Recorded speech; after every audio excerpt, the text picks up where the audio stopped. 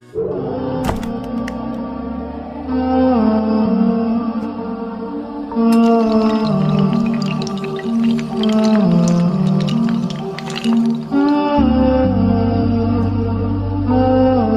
مسئلہ چھیڑنا چاہ رہا ہوں، تھوڑا اختلافی ہے، کچھ لوگوں کو تکلیف ضرور ہوں گی، لیکن کیا کریں کہ جب معاملے آتے ہیں تو مجبوریاں بھی آتی ہے۔ کچھ لوگ اصالِ ثواب کے قائل نہیں ہیں، اور میں نہیں سمجھ پایا کہ وہ قربانی کرتے ہیں تو فاتحہ بھی دیتے ہیں یا نہیں دیتے ہیں۔ البتہ اہل سنت میں فاتحہ ہے۔ اب آئیے میں وہ حدیث متن کے ساتھ پڑھ دینا چاہتا ہوں جو اصالِ ثواب کی بہت بڑی دلیل ہے۔ دیکھیے یہ میرے ہاتھ میں اس وقت مسلم شریف ہے، یہ صحیح مسلم ہے اور صحیح مسلم کی جلد نمبر 2 ہے۔ آئیے میں سند کے ساتھ حدیث پڑھوں۔ حدیث کا نمبر ہے 4976 اور کتاب الاضحی یہ کتاب ہے امام مسلم نے جو قائم کی، اور اس کے اندر ایک باب قائم کیا، باب نمبر 690 ہے، حدیث نمبر 4976، اور یہ حدیث جو روایت کی انہوں نے یہ حضرت عائشہ صدیقہ رضی اللہ تعالیٰ عنہ سے روایت ہے، مروی ام المومنین روایت کرتی ہے، بہت طویل حدیث ہے۔ یہ پوری سند بیان کی، میں سند کو چھوڑ رہا ہوں اس لیے کہ وقت ہو جائے گا۔ پوری سند حضرت عائشہ ام المومنین تک پہنچاتے ہیں اور کہتے ہیں کہ انا عائشہ رضی اللہ تعالیٰ عنہ، حضرت عائشہ سے مروی ہے، ان رسول اللہ صلی اللہ علیہ وسلم امر بقبش قرانا یطوفی سوات۔ حضرت عائشہ کہتی ہے کہ اللہ کے نبی نے ایک مینڈے لانے کا حکم دیا، فرمایا کہ ایک مینڈا لایا جائے، اور کیا فرمایا؟ یطوفی سواد، ایسا مینڈا لاؤ جس کی ٹانگیں کالی ہو، سیاہ ہو۔ پھر فرمایا وہ یبرقو فی السواد، اور جس کی پیڑ بھی کالی ہو۔ پھر فرمایا وہ ینظرو فی السواد، اور اس کی نظریں، آنکھوں کا حلقہ جو ہو، آنکھیں جو ہو، آس پاس کا جو آنکھوں کا علاقہ ہو، ایریا ہو، وہ بھی کالا ہو، گویا اس کے پیر ٹانگیں کالی ہو، اس کی پیٹھ کالی ہو، اور اس کی آنکھوں کے ارد گرد کا حلقہ کالا ہو۔ پھر اس کے بعد حضرت عائشہ کا کہتی ہیں فَأُتِيَ بِهِ لِيُضَحِيَ بِهِ، اور اللہ کے نبی نے پھر انہیں قربان کرنے کا ارادہ فرمایا، تو کہتی ہے فَقَالَ لَهَا، تو وہ اللہ کے نبی نے مجھ سے کہا یا عائشہ تو حلم مدیہ، حضرت عائشہ کہتی ہے کہ نبی نے مجھ سے کہا کہ اے عائشہ چھری لے کر آؤ۔ جب آپ نے اس کے ذبح کا ارادہ فرمایا تو مجھے حکم دیا کہ عائشہ چھری لے کر آؤ۔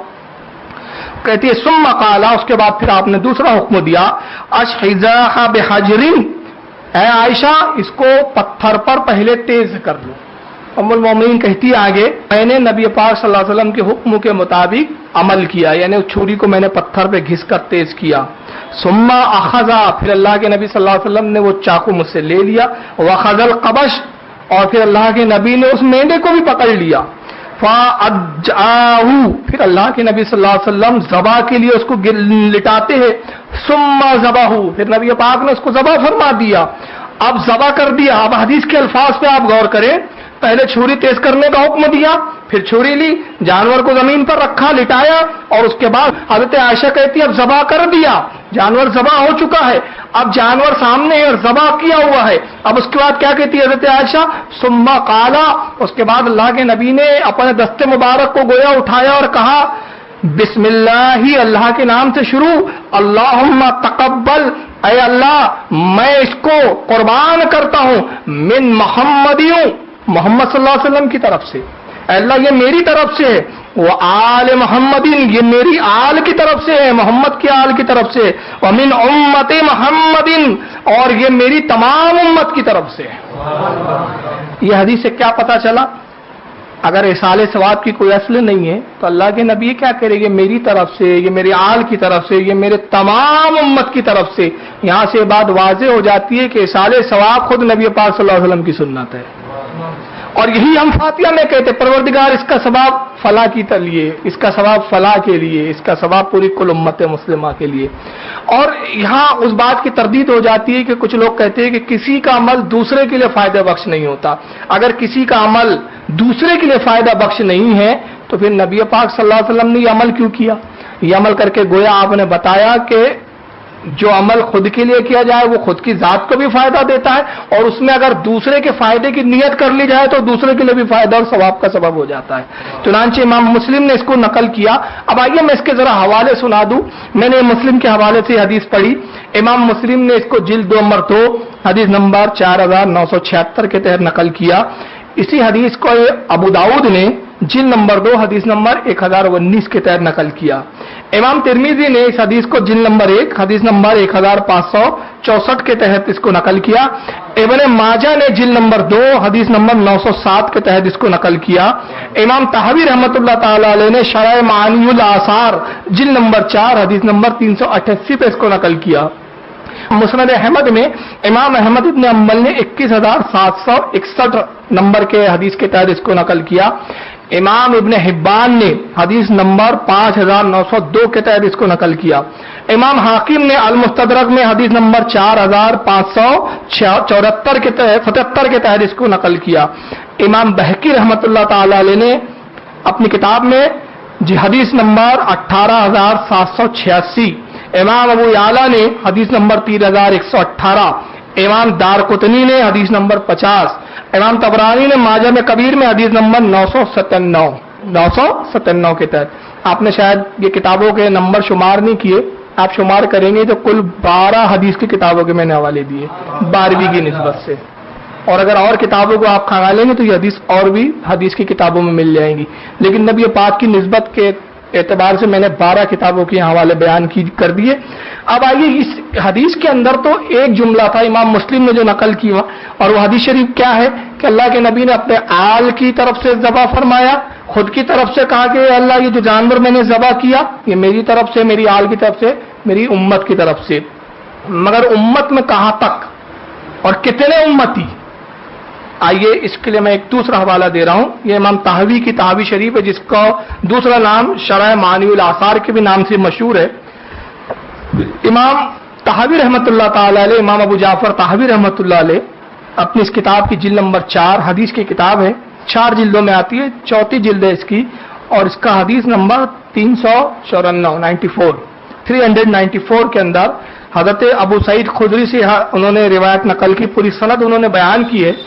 मैं सनद को छोड़ते हुए हजरत अबू सईद खुदरी से बयान कर रहा हूं कि कहते हैं कि अन अबी सईद खुदरी रदियल्लाहु ताला अन्हु, हजरत अबू सईद खुदरी रदियल्लाहु ताला अन्हु रिवायत करते हैं और कहते हैं कि अल्लाह के नबी सल्लल्लाहु अलैहि वसल्लम की खिदमत अक़दस में सींगों वाला एक कुर्बानी के लिए एक मेंढा लाया गया और नबी पाक ने उसको ज़बा फरमाया। दहा बेकबशिन, उस मेंढे को आपने ज़बा फरमा दिया। सुम्मा काला, तो अल्लाह के नबी ने ज़बा फरमाने के बाद पहले ज़बा किया और उसके बाद फरमाया अल्लाहुम्मा हाज़ानी व अम्मन लम युमिन उम्मती, ऐ परवरदिगार ये मेरी कयामत तक की उस उम्मत के लिए जो कुर्बानी ना कर सकेगी, पूरी कयामत तक की उम्मत के लिए।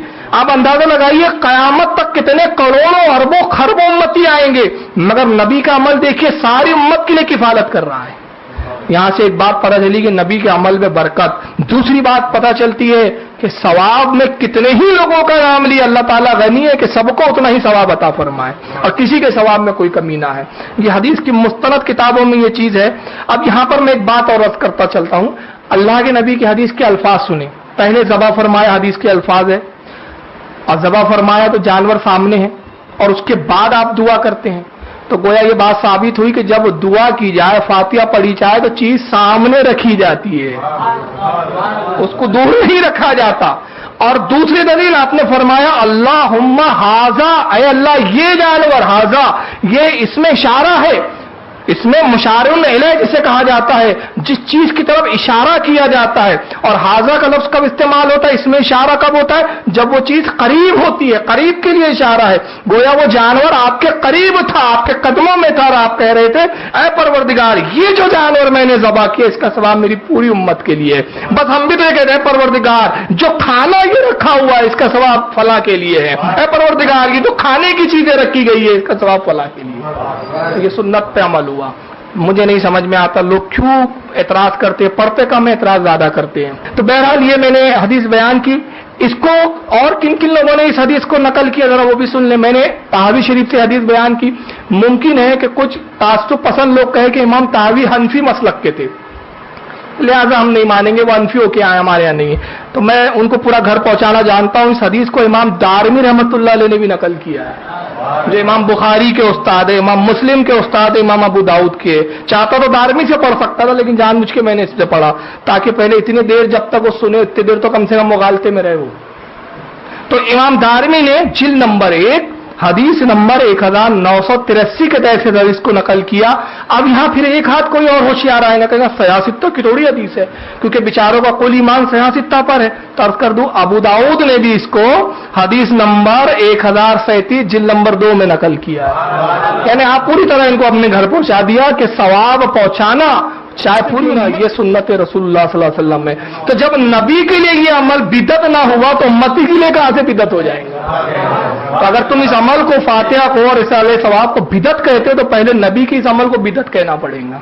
तो फिर मैं नहीं समझूंगा कि अगर नबी का अमल ही बिदत हो जाए तो फिर सुन्नत किस चीज का नाम है। चलिए आइए, अब यहां तक बात खत्म नहीं होती, एक शुबह तो और रह जाता है, नबी ने किया है, उम्मती ने थोड़ी किया सवाब के लिए। अरे बड़े मुजूर होते हैं भाई ये लोग, है ना। चलिए इनको घर पहुंचाएंगे पूरी तरह पर। आइए देखिए कि अबू दाऊद है मेरे पास, सुनन अबू दाऊद। अब यहां एक एतराज आएगा, नहीं नहीं फातिहा अगर नबी ने कहा तो नबी का अमल था, उम्मती का थोड़ी था। तो चलो मैं एक और हदीस पढ़ देता हूं, ये इमाम अबू दाऊद की है, सुनन अबू दाऊद। इस हदीस की मैं खासियत बता देता हूं पहले, और वो खासियत ये है, मैं इससे पहले भी अपनी कई की तकरीरों में एक बात कहता आया हूं कि मुहद्दिस जब कोई बाब कायम करता है तो बाब उसका अकीदा होता है, बाब हदीस नहीं होती, बाब चैप्टर जब वो लिखता है, चैप्टर के तहत हदीसें लाता है, तो जो चैप्टर बयान करता है वो हदीस का जुज नहीं होता, हदीस का हिस्सा नहीं होता, बल्कि वो मुहद्दिस का अकीदा होता है, मुहद्दिस का नजरिया होता है, और उस नजरिए की तायीद में वो हदीसें लाता है। तो इमाम अबू दाऊद एक चैप्टर बयान करते, एक बाब कायम करते हैं, और उस बाब का नाम क्या रखते हैं जरा सुनिए। बाब नंबर 440 है, 440 बाब नंबर, और बाब का वो कायम करके कहते हैं अल उधियाती अनिल मय्यत, यानी जो इंतकाल कर चुका है उसकी तरफ से कुर्बानी करना। यानी इमाम अबू दाऊद का ये अकीदा है कि जो इंतकाल कर चुके, अगर उनकी तरफ से कोई इसाले सवाब किया जाए तो ये उनको पहुंचता है। गोया ये अकीदा इमाम अबू दाऊद का भी है कि इसाले सवाब पहुंचता है। इस बाब की हदीस नंबर 1017, पूरी रिवायत वो बयान कर रहे हैं। पहले सनद पढ़ता हूं। वो सनद में कहते हैं हद्दसाना उस्मान इब्न अबी शैबा, कहते हैं कि हदीस हमसे बयान की उस्मान इब्न अबी शैबा ने। कालाना शरीक, वो कहते हैं कि शरीक ने ये हमसे बयान किया। अन अबुल हसना अनिल हकम, उन्होंने हजरत अबी हसना से सुना, उन्होंने अबी हकम से सुना। अन हनाशिन, ये भी सहाबी है, और वो कहते हैं कि हजरत हनस से रिवायत है, वो उनसे रिवायत करते हैं। हजरत हनस रावी जो सहाबी है वो कहते हैं, काला वो कहते हैं अरायत तो अलीयन रदियल्लाहु अन्हु, तो कहते हैं मैंने हजरत अली को देखा, क्या करते हुए देखा, युदही बिक़बशैन, मैंने 2 मेंढों को जुबा करते हुए देखा। तस्निया का सेगा है, कबशाइन तस्निया, यानी 2 मेंढों को मैंने हजरत अली को जबा करते हुए देखा। कौन कह रहे हैं? हजरत हनस रदियल्लाहु ताला अन्हु। फ़क़ुल्तु लहू, तो हमने हजरत अली से पूछा, मा हाजा, ये कैसा अमल है आपका, आप 2 क्यों करते हैं? भाई इंसान एक कुर्बानी करे अपनी तरफ से, आप 2 क्यों करते हैं? हजरत अली से पूछते। फ़क़ाला, हजरत अली ने इरशाद फरमाया, इन्ना रसूलुल्लाह सल्लल्लाहु अलैहि वसल्लम औसानी, सुनो मैं 2 मेंढे इसलिए कुर्बान करता हूं कि अल्लाह के नबी ने मुझे ये वसीयत की है। मुझे ये वसीयत की, किस बात की? अन अदहिया, एक कुर्बानी तुम अपने लिए करो, फ़अदहिया अनहु, और एक कुर्बानी मेरे लिए किया करो। और यह अमल कब है? हज़रत अली का रसूलुल्लाह के विसाल ज़ाहिरी के बाद का। इसलिए उसका सबूत यह है कि इमाम अबू दाऊद बाब जो कायम कर रहे हो, कह रहे जो विसाल फरमा चुका है उसके लिए कुर्बानी करना। तो यहां से मालूम हुआ कि सहाबा भी अपने मरहूमीन के लिए जो इंतकाल फरमा गए उनके साले सवाब के लिए कुर्बानी किया करते थे। यही हदीस जो मैंने अभी अबू दाऊद के हवाले से पढ़ी, इमाम तिरमिजी रहमतुल्लाह ताला अलैह ने जिल्द नंबर 1 हदीस नंबर 1534 के तहत भी इसको नकल किया। अब आइए ये फजाइल और कुछ हदीस से मैंने कुछ फजीलतों का और कुछ सहाबा के अमल का मैंने जिक्र कर लिया, इस पे बहुत ज्यादा मवाद है लेकिन वक्त की किल्लत